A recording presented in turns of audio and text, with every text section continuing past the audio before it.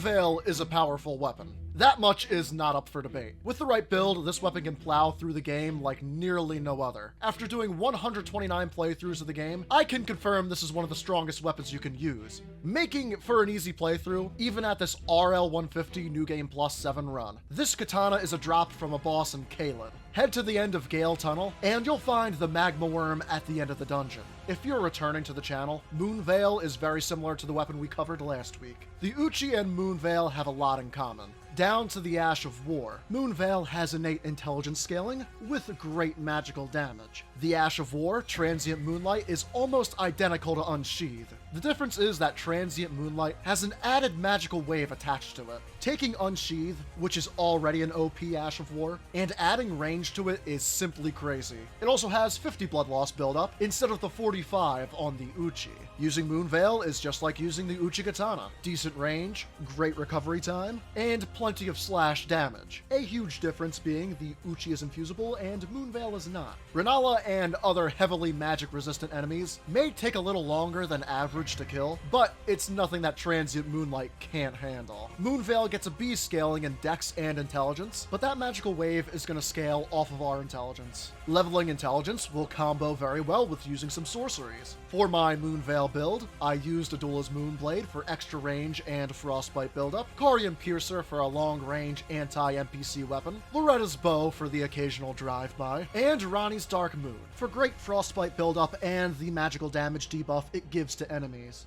Moonveil, being a magical katana, will greatly benefit from the Magic Shroud and Cracked tier, giving us 20% more magical damage for 3 minutes. Because I don't have the Green Turtle Talisman on this build, and I still want that better stamina regen, I paired the Magic Shroud and Cracked tier with the Green Burst Crystal tier. We must run Shard of Alexander, since Transient Moonlight is just that good. We have both the Rotten Wing Sword Insignia and Millicent's Prosthesis for better successive attack power and extra dexterity. Finally, we have the Dragon Crest Great Shield to give us more survivability. Our stats were 60 Vigor, 30 Mind for all those spells in our Ash of War, 25 Endurance to medium roll and good armor, 12 Strength, 18 Dexterity, that'll increase to 23 with Millicent's Prosthesis, and 68 Intelligence for our weapon and sorcery scaling. Now, using this weapon is one of the easiest ways to beat the game, but how does this compare to the other really powerful weapons? As a little extra treat to end the video, I decided to rank the top 5 weapons I've used so far, ranked on how easy it is to beat the game with them. Before we get into the ranking, a word from our sponsor, me. We're trying to reach 2,500 subscribers by the end of the year. Be sure to do your part in helping reach this goal by hitting subscribe and joining the Jersey side.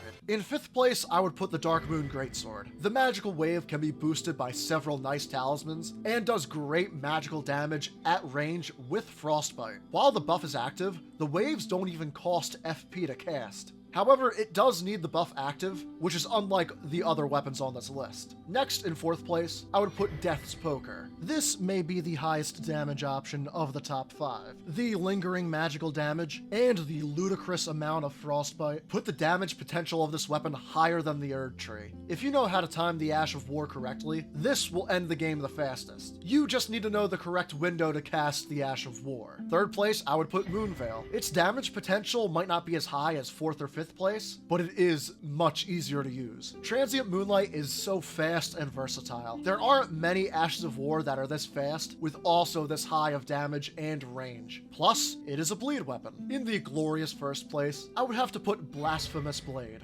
Doing high damage and healing at the same time cements this as the easiest weapon to use out of all of my builds. As for 2nd place, I would have to put the Mogwin Sacred Spear in there. For more details on this weapon, I'll put up a video about this AoE machine at 5 PM Eastern Time next Friday.